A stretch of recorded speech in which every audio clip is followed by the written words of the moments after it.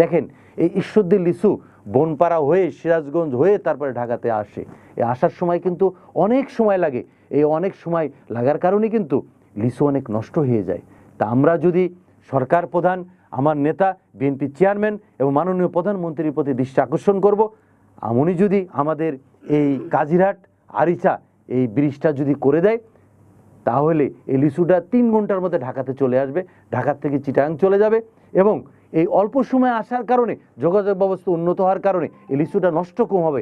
সে কারণে কিন্তু লিচু আরও চাহিদা বেশি মানুষের পূরণ করতে পারবে। এবং এই কারণে ঈশ্বরদীকে কিন্তু লিচুর রাজধানী বলা হয়। আমরা আশা করব আগামী দিনে আমাদের এই যে ব্রিজ এবং ঈশ্বরদী একটা বিমানবন্দর আছে, এই বিমানবন্দর কিন্তু দীর্ঘদিন বন্ধ আছে। তা আমরা যদি এই বিমানবন্দরকে চালু করতে পারি, তাহলে কিন্তু এর মাধ্যমেও দ্রুত সময়ের মধ্যে লিচু কিন্তু ঢাকাতে চলে আসতে পারবে। সেক্ষেত্রে এই লিচু উৎপাদনের মাধ্যমে বাংলাদেশের অর্থনীতিতে একটি বড় ধরনের ভূমিকা রাখবে। এছাড়াও ঈশ্বরদীতে কিন্তু শাকসবজি ব্যাপক উৎপাদন হয়।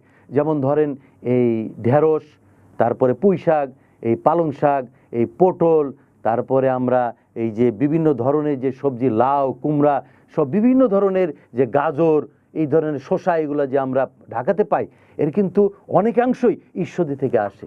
এটা আসার সময় কিন্তু অনেক কারণ দূরত্বের কারণে, সময়ের কারণে নষ্ট হয়ে যায়। তা আমরা যদি এই বিমানবন্দর এবং আমরা যদি এই ব্রিজটা করে নিতে পারি, সরকার প্রধান যদি করে দেয়, তাহলে ঈশ্বরদী বাংলাদেশের অর্থনীতিতে এটি গুরুত্বপূর্ণ ভূমিকা পালন করবে। এই জন্য আমরা বলি কি, কৃষক বাঁচলে বাঁচবে দেশ, সবার আগে বাংলাদেশ। আমরা কৃষককে ডেভেলপ করার জন্য আগামী দিনে জনাব তারেক রহমান উদ্যোগ নিয়েছে।